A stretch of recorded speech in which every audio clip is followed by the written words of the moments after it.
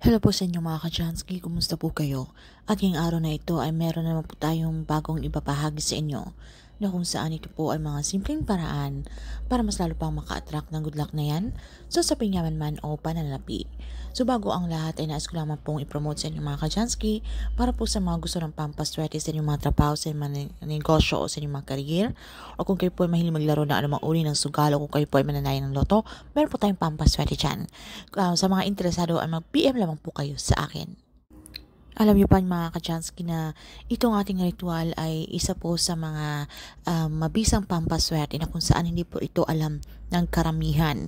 So ituturo ko po sa inyo na kung paano po tayo maka-attract ng swerte, especially po ay gawin niyo po ito sa pagsapit o sa pagsalubong ng bagong taon ng 2024.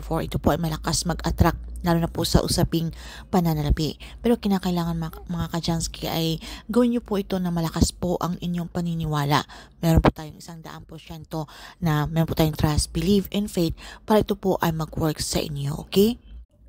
Ito rin pong ritual ay mainam din kung kayo po ay mahilig maglaro ng sugal, or kung kayo po ay mananayan ng loto, or kahit anumang transaksyon na may kinalaman sa pera, na kung gusto nyo po ay kayo po ay maging successful, o kayo po ay magtatagumpay, or kung kayo po ay mag-apply ng trabaho, or kung meron po kayong mga board exam, ito po ay magsisilbing yung lucky charm. Alright? So, alam nyo ba na ang balahibo ng pusa ay ito ay napakamabisang pampaswerte. Lalo na po kung meron po kayong mga alagang pusa sa inyong bahay, okay? Kumuha lamang po tayo ng ilang peraso, okay, ng balahibo ng pusa. So, gagawin nyo po itong mga ka-Jansky sa umaga, between 6 to 8 a.m. Ito po ay sa isa araw na kung meron po kayong transaksyon na lalakarin, okay? So, gawin nyo lamang po ito between 6 to 8 a.m. So, kakailanganin din po natin dito ng isang dahon ng laurel na kung saan isulat po natin dito yung ating mga secret number, yung ating mga lucky number na kung saan ito po ay malakas mag-attract lalo na po sa usaping pananalapi. Ito po ay sa Latin word na ang ibig sabihin na ito po ay akarang swerte sa pera. So, ito pong 520 at 741. Ito po ay ang ibig sabihin ay akarang swerte sa usaping pananalapi. So, isulat nyo lamang po iyan mga ka-Jansky, ang 520 at 741 sa ating dahon ng laurel. At kasabay nito, yung ating pong balahibo ng pusa, ipatong nyo po ito sa dahon ng laurel at inyo po ay hawakan, at ito po ay ilapit nyo po or bulungan nyo po, okay? Na malapit sa inyong bibig, okay? Dasalan po natin ito. Pwede po yung mga personal o taimtim na dasal, okay? Na para mas lalo pang ma-activate yung energy, dasalan muna natin ito, at pagkatapos ay sambitin na po natin yung ating mga intensyon. So, depende po ito sa inyong mga intensyon mga ka-Jansky.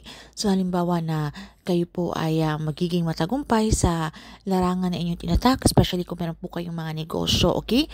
Na mas lalo pang dadagsain ng customer o lalago pa ang inyong pangkabuhayan. Or kung kayo naman po ay mananaya ng loto or sugal na kayo po ay pananalunin dahil kayo po ay para makatulong, okay, sa mga nangangailangan or sa inyong pamilya, di ba? So, pero hindi ko po kayo ini-encourage na maglaro ng sugal, yung tipong kayo po ay malulong at kayo po ay nagkabaon-baon sa utang. Ito lamang po ay dapat libangan nyo lamang at meron po kayong extra income, okay? May extra pera para dito. So, depende po sa inyong intention, okay? Kahit ano po ay pwede nyo pong ihiling. At pagkatapos mga ka-Jansky, tayo po ay lumabas, tayo po ay humarap sa bandang silangan, okay? Pasikatan naman po ito sa sikat ng araw ng kahit ilang minuto lamang po mga ka-Jansky para mas lalo pang ma-activate ang energy nito. At pagkatapos nito, okay, ito pong ating dahon ng laurel na may balahibo po ng pusa ay atin pong itong susunugin, okay? Susunugin po natin itong mga ka-Jansky, at ang abo nito ay atin pong itong isaboy doon sa ating mga harapan ng ating mga front door or sa ating mga main door. Or pwede naman po mga ka-Jansky, kung meron po kayong second floor po ang inyong bahay, doon po sa inyong balcony, pwede nyo pong iihip doon yung abo ng ating dahon ng laurel, okay?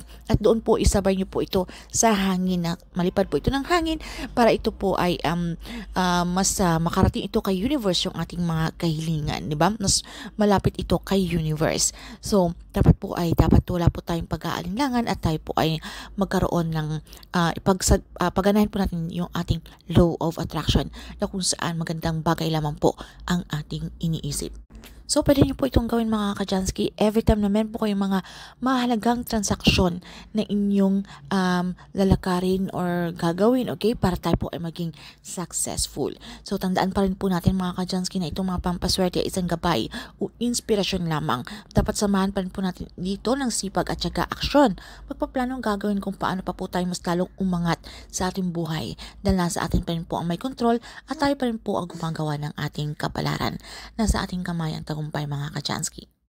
Ika nga nila, nasa Diyos ang awa, nasa tao ang gawa. So ayun lang po ng mga Kajansky. Kung meron po kayong mga katanungan o hindi naman masyadong klaro sa topic na ito, ay paki-comment na lamang po sa ibaba. And thank you so much mga Kajansky. At maraming salamat sa inyo lang sa pagsuporta dito sa ating channel. At ang pinapaalala ko naman po mga Kajansky, okay? Sa mga comment section po, kung meron po kayong mga nababasa na mga sila po ay padalhan po ng request or meron po silang mga link na kailangan nyo pong i-click, ay wag nyo pong basta-basta i-click yan dahil hindi po yan saklaw ng Janice Christian Vlogs. Alright? Hindi po sa amin yan.